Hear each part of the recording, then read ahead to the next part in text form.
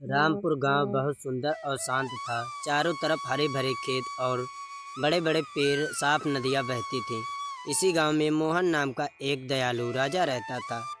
राजा मोहन अपनी प्रजा से बहुत प्यार करता था। वह हमेशा चाहता था कि उसके गांव के लोग खुश रहें और किसी को कोई तकलीफ ना हो।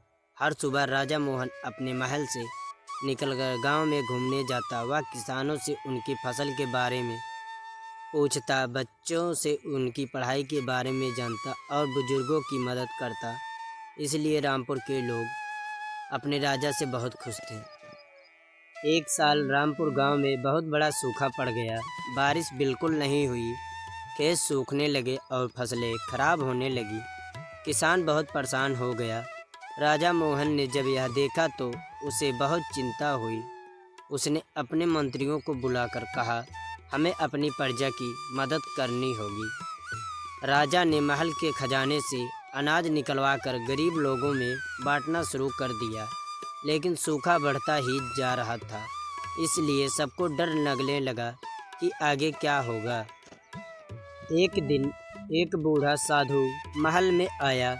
उसने राजा से कहा, राजन, रामपुर के पास वाले जंगल में एक जादुई कुआं है। अगर उसका पानी गांव तक पहुंचा दिया जाए तो सूखा खत्म हो सकता है। राजा मोहन ने बिना देर किए हुए अपने सैनिकों और गांव वालों को बुलाया। सब मिलकर जंगल की ओर चल पड़े और जंगल में घना और डरावना था, लेकिन राजा ने हिम्मत नहीं हारी। काफ़ी देर खोजने के बाद उन्हें जंगल के बीचों बीच एक पुराना कुआं मिला। कुएं का पानी चमक रहा था। राजा मोहन ने गांव वालों से कहा, हमें इस पानी को नहर बनाकर गांव तक ले जाना होगा। सभी लोगों ने मिलकर मेहनत शुरू कर दी।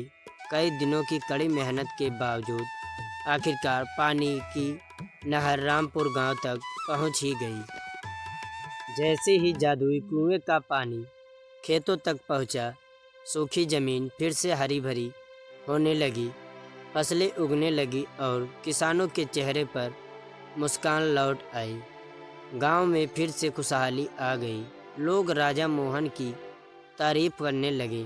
सभी कहने लगे कि ऐसा दयालु और बहादुर राजा उन्हें कभी नहीं मिल सकता है। राजा मोहन ने सबको समझाया, सच्चा राजा वही होता है जो अपनी प्रजा की सेवा करे। और रामपुर गांव के लोग हमेशा अपने राजा को याद रखते थे।